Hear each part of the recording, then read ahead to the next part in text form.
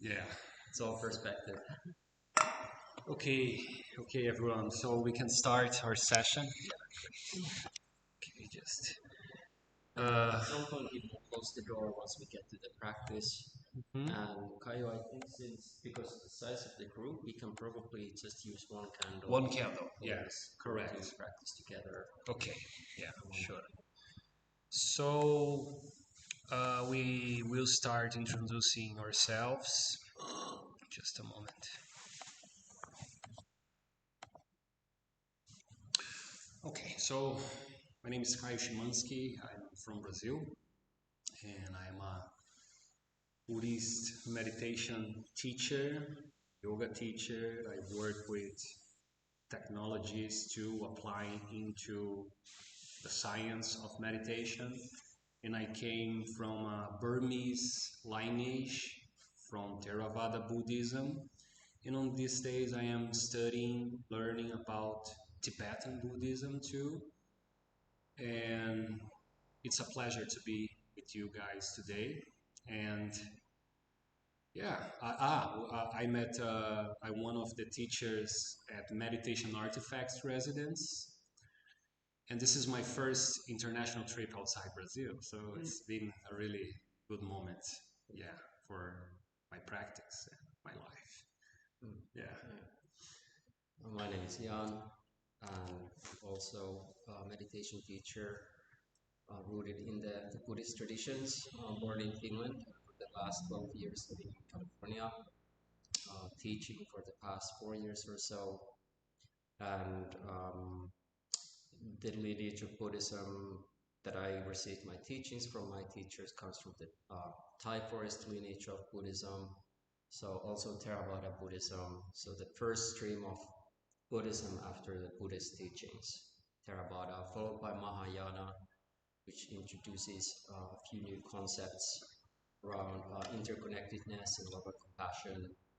I also practice Vaishnava Buddhism, having taken refuge with my teacher, with the Tibetan Lama, and Tibetan Buddhism or Vaishnava Buddhism is considered Tantric Buddhism, and the difference there is that it just introduces a handful of different tools and techniques to practice with, like mantras and mudras, hand formations, rituals, things like that. So different flavors of Buddhism, with both of us are really teaching and focused on Theravada Buddhism and those foundational practices. And so maybe I can do a little recap of the core practices.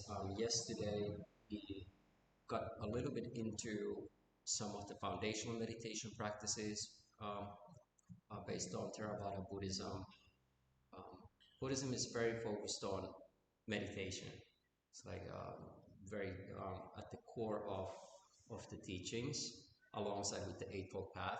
I mentioned that yesterday briefly. So meditation is a part of a complete system called the Eightfold Path.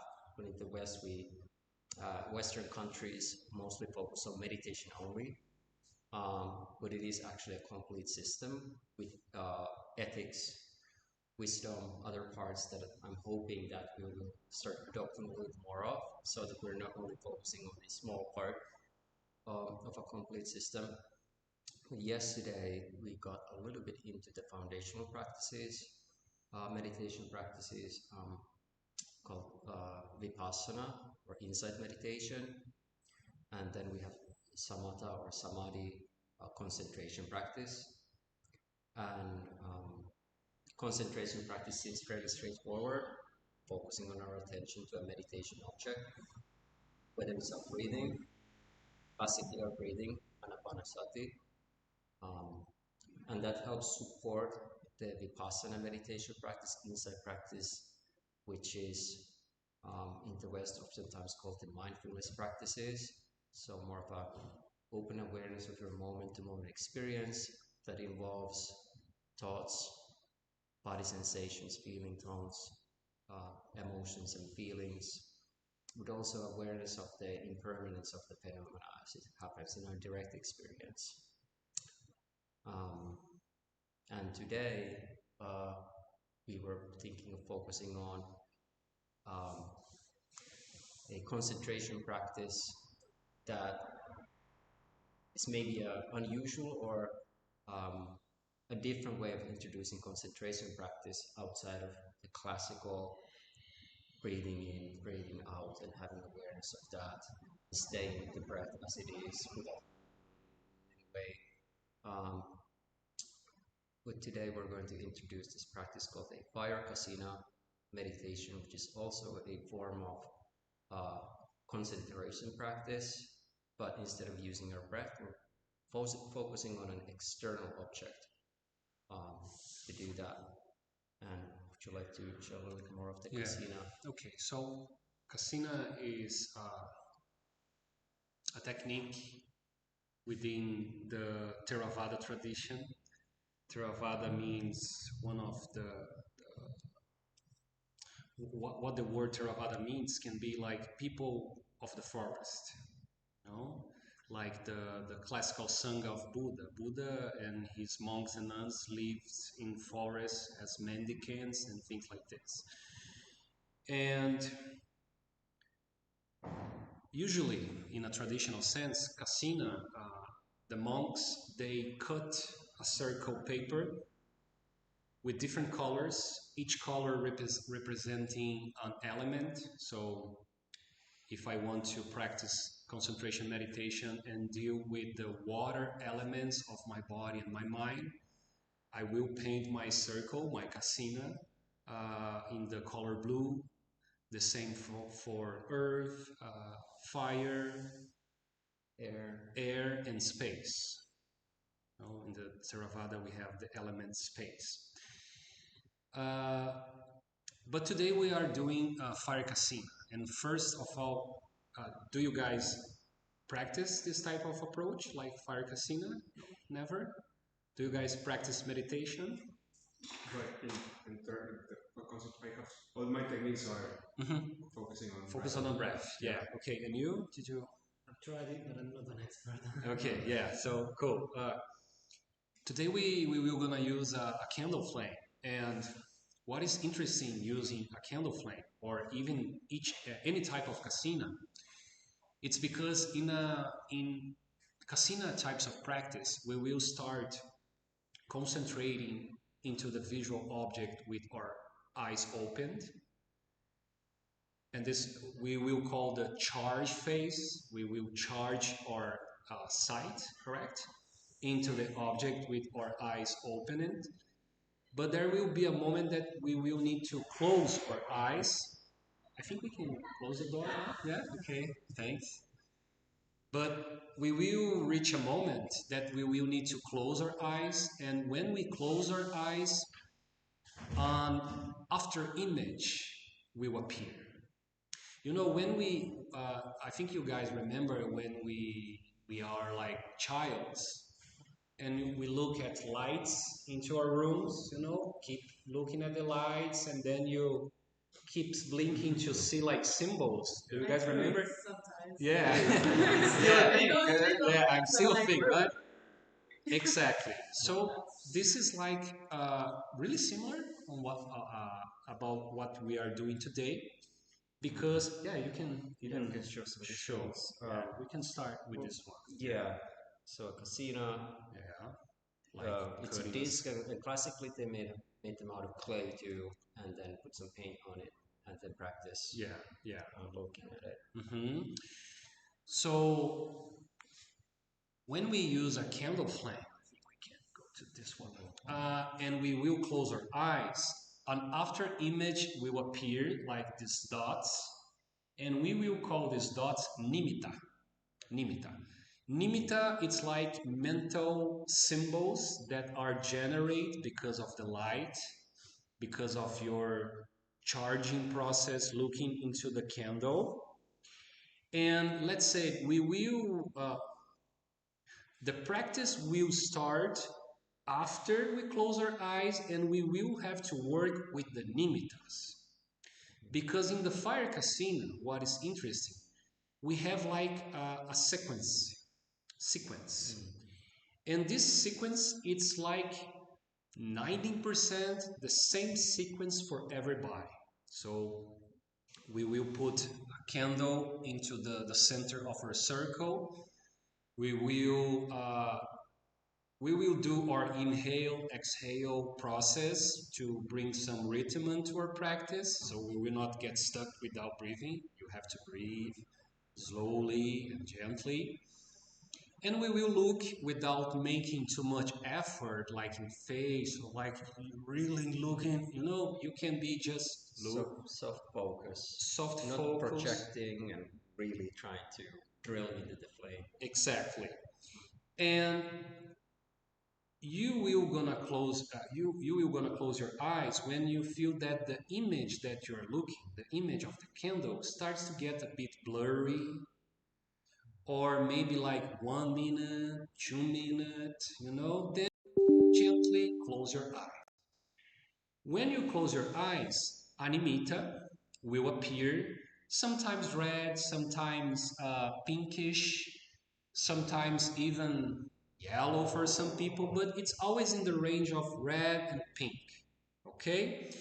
But if it appears in another color for you, there's no problem. It is a nimitta, Okay, so now we will establish some phases, the sequence of what we will do and what's going to happen after we close our eyes and see the nimitta. So the stage, let's call stage, the stage 0.0, the beginning of your practice, you will close your eyes and you will see that your nimitta will be moving into your visual field. Like this, And this is a signal that you are not concentrated enough. You're like with a distract mind. So, nimitta moving slowly or even fast, that's a signal that you are into the stage 0.0 and you're not having a concentrated mind yet. And what we need to do, we need to keep looking to the nimitta and follow it, because I forgot to mention, why this type of practice is good? Because we modern people, we are addicted to thoughts and we are addicted to the visual field. We love to see stuff. We love to see smartphones and movies and TikToks, and we love to use our eyes, our gazes. So you will bring this addiction into your meditation practice, and you have to be interested in the nimitta. Moves, follow it. Okay, so if your nimitta keeps moving and then disappears, you will gonna gently open your eyes, charge your sight again into the candle flame, and again close your eyes, and maybe the nimitta will keep moving a little bit, but there will be a moment, maybe today or maybe after, when you will try again this type of practice, that the nimitta centers into the center of your visual field. It centers. And when it centers, it means that you are reaching the access concentration phase. Access concentration phase, it's like the beginning of the concentration path. You are entering into the path of the concentration. So when the nimitta centers, you have to be interested all the practice, in all your moments in the practice. And then when this nimitta centers, they will stay for a moment and it will disappear. But you are not open your eyes in this time, because between phases we will call, there is like in between mental, let's call screens.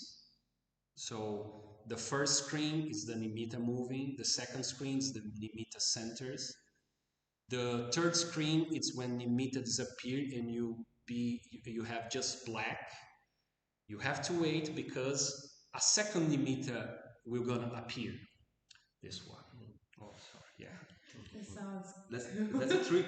This is yeah. This is Trip this without is the yeah. psychedelics. Trip without psychedelics. Yeah, it's really interesting. So this is the black hole nimitta. Black hole. Black hole. It sounds like a black hole because it is a black nimitta with a halo of light around. But this second nimitta, it likes to moves too.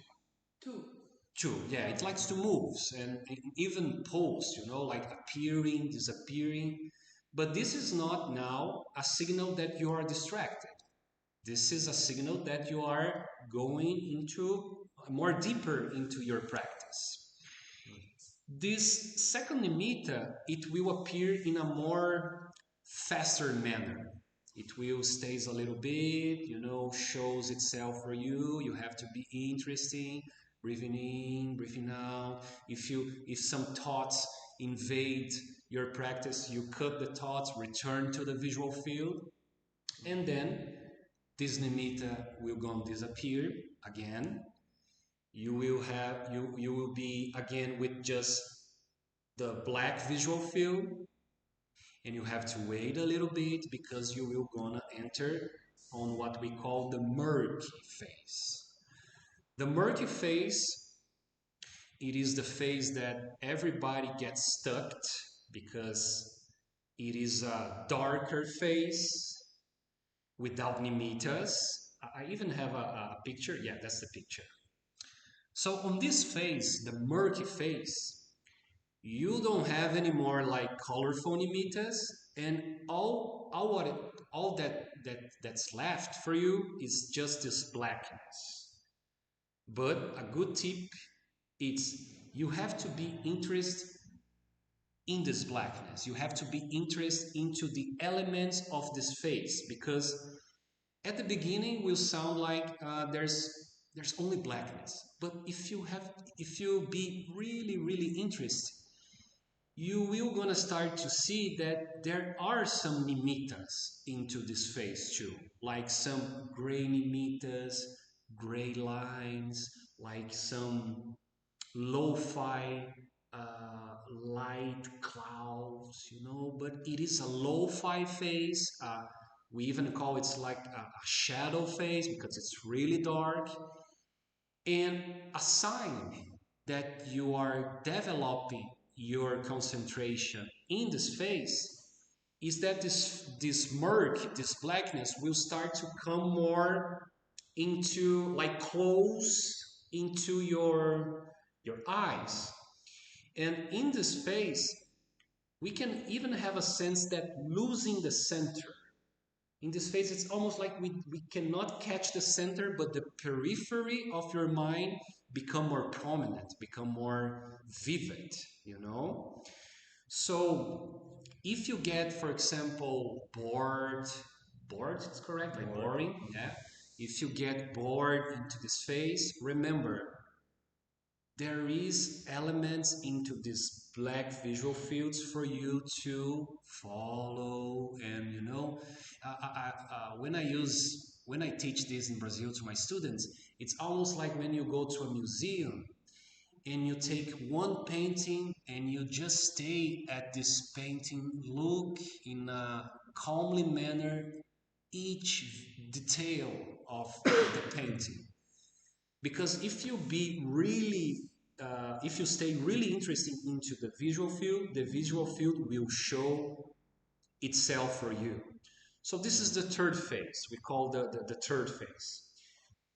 And I don't know if we will reach the fourth phase today, but I need to tell you guys for you to become interesting and keep your practice going on.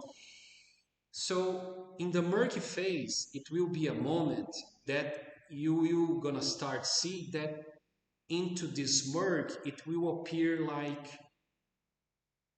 forms with depth, with more color. And this is where the visionary aspect of this type of practice starts to appear. Because, when we use psychedelics, we reach a lot of visionary states with colors, mandalas, tunnels, deities, and etc. But with Kasina, we can reach this type of states too, but without psychedelics, only using our mind. So after the third phase of the merge, we can reach at the fourth, not exactly this is just an example, but if you keep your practice of Fire Kasina in your daily life, you, in Theravada circles, there we even say that you have to accumulate it, like 60 hours, 100 hours to start to enter into this fourth stage. Because in this fourth stage, the black field will start to create more colorful forms, and into these colorful forms we can reach even 4K high resolution, you know, again, mandalas, tunnels, energies, entities, deities, or whatever. So this is a interesting path to generate concentration. Yeah, so that's the pictures. Because again, we are really addicted into looking at stuffs. We love to look. So we will bring this addiction into our concentration practice. And we will develop a rule today. You will only open your eyes 3 times at maximum. So you will charge the first time, you will close your eyes, the nimitta will move, okay, it disappears, then open your eyes again, charge your sight again, and then close your eyes. If the nimitta stops at the center, amazing. Keep doing and keep waiting the whole process. But you will gonna do this open, close, just 3 times at maximum. And the last thing that I want to bring is, if in your practice today, nothing that we show in those images, those nimittas appears to you, keep your interest into the visual field. Whatever is happening. Whatever is happening into that I need to get to this phase with this way, it needs to look like exactly. So Why only 3 times? Like why you because if we keep open and close, we will not generate absorption or concentration. you know. But if it's not happening after 3 times? You stay with the visual field and become absorbed into visual field. Just a lesson example. There are some types of visual meditations that we just close our eyes and use this black visual field as an object. You know, just close our eyes and keep interest into this black visual field and inhaling, exhaling. And the whole process developed not in the same manner, but it is a good object to use the black visual field itself. So again, if the nimittas doesn't appear or anything appear, keep your interest into the visual field. Yesterday you did the brief. Today you will gonna work with the visual modality. How can we practice meditation using the visual modality? And you can also bring a sense of the Vipassana practice to it from the point of view of seeing the impermanence of the phenomena too. We talk about impermanence of phenomena in the insight meditation practice, so see the impermanence of body sensations and thought formations, and we can notice the same demonstration of impermanence of phenomena also in the visual field and exactly. The nimitta changing. Yeah, for example, if you get stuck at the merge phase or only a black visual field phase, you will be interested into visual field in a concentrating manner. But as Jan are pointing, you can even start to look and, wow, interesting. There is some elements that are rising and falling. There are movements, expressions. This type of interesting can generate what we call in Vipassana insights into your type of practice. Okay? But if you became confused about this last part, you can just stay with the concentration. And remember, concentration It is a precise a term in meditation. When you are concentrating into an object, you are not judging the object. You are not talking with object. Oh, what a lovely nimitta. Remembers, I don't know, my grandma. No. You have to cut these thoughts and just keep with the visual itself. So there's no judgments, talk, conversations. Cut this process and keep with the raw aspect of the object itself. Okay? Yeah. I think that's good. We probably get started. So Okay. Time Yeah. to practice. Great. This one, and at the end, you'll let us know. It's ended. Sorry? Huh? You'll let us know at the end. Oh yeah. That's tomorrow morning. 7 hours later. It is a retreat. Yeah. Fire Kasina retreat. I was wondering, maybe we can turn off these floor lamps so we don't have other points of light here. I didn't close the windows. I don't think they. But I don't think it's possible. No, not for those. Yeah. Yeah. Thank you. And remember to breathe in, breathe out, to pacify your body, mind. And another thing, when you go to close your eyes, don't close like this. No effort. No effort. Same thing with the staring. Release. Notice if you're going and projecting, just relaxed gaze. The same thing with closing the eyes, just soft close instead of exerting, having effort. Yeah, release the tension of your face.